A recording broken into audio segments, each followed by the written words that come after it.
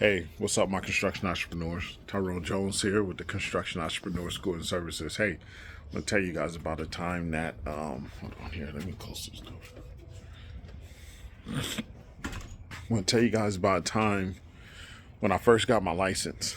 And it's to show that, hey, for those who are out there that was facing the same situation I was facing, you can get your license. All you do is gotta stay at it, stay with it, stay focused, and be determined. So let me tell you what happened. So I realized I wanted to be in the construction industry. Well, I was already in the construction industry, working for this small company by the name of Creed Art. Matter of fact, this is why I fell in love with the area I'm in now. It's because I was working for that concrete company, driving past this area all the time, working in Duluth and La Cresta. People that's familiar with Temecula, Marietta, and everything. Driving past, I didn't even know this was Wildemar, but driving past here, I always said I was gonna live here, buy a house here, which wound up coming true. But as I was working for that company, I realized I was like, you know what, I could do this on my own, man. So I found out how to sign up. I wound up signing for one of the biggest schools in, I think they're in Southern California. I don't know if they're in Northern California. Signed up with them. At that time, I signed up with my brother. So we did a 2-for-1. My brother was going to get something with welding or something, man. And I was going for concrete. And he wound up dropping out, and I stayed in. And I wound up eventually taking the test. Wound up passing the test.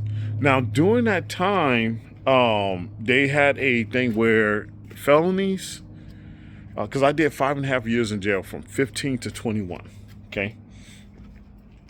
And during that time, I think it was like 7 years has to pass from a felony and 5 years from a misdemeanor.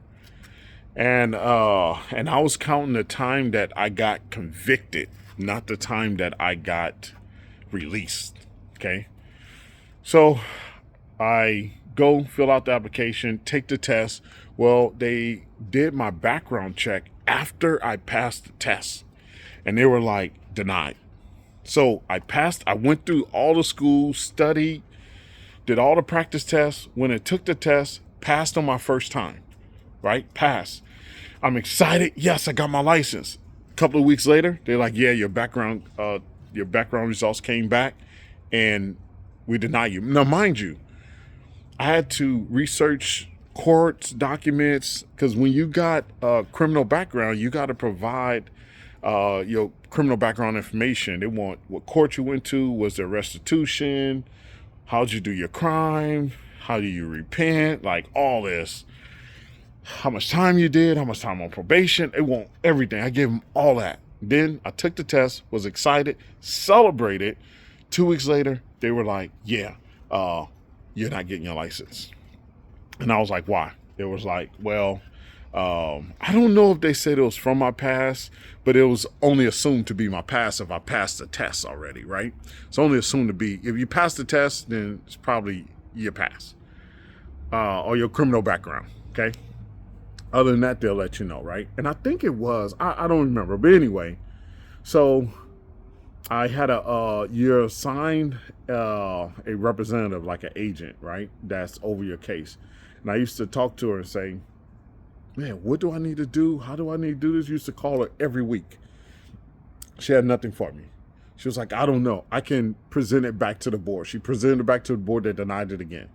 So at that time, I was doing some community service with the Eagle Scout. I was doing community service with the Elks Lodge. I was doing community service with the Emblem Club, because my mother-in-law at that time, with my ex-wife, was affiliated with those things. City of DeWarty, worked with the mayor, had the mayor of City of DeWarty write me a letter, had my ex at that time write me a letter, had my even kids, they were little, had them write scribble scratch, write letters, had all those organizations. I did volunteer work, sent a letter. I want to say I sent in about 12 to 15 letters. I wrote a letter, and I had that agent submit it. And when she submitted, they approved me. No way. So what they did was, when I sent that in, they approved me based on those letters and based on my letter. And they say you'll be on probation for 2 years. If you get one complaint, you lose your license. So I started contracting. And out of that time, I didn't get one complaint. So it dropped. That dropped. I forget what they had on my license. They had something on my license that said something. And in 2 years, they dropped it off. So that's to tell you that if you have a criminal background, you can still get your license. Go for it. You won't be the first one to get your license with a criminal background. I'm telling you this. Go for it. Try it out and push forward. And if you ever have trouble, issues, make sure you hit me up. Check out my website. It's www.constructionentrepreneurs.net. Make sure you check me out. Let me know what classes you guys want to see. But hope you guys enjoyed that little story. That's how I got my license. That's the pushback I got. That's the determination that I was presenting, and really just found a way to get it, and they gave it to me. And yeah, it was all good. And then I celebrated again, right? Overcoming that hurdle. So my construction entrepreneurs, I'm gonna let you go with that. Remember, hustle hard, then hustle harder. Catch you on the next one.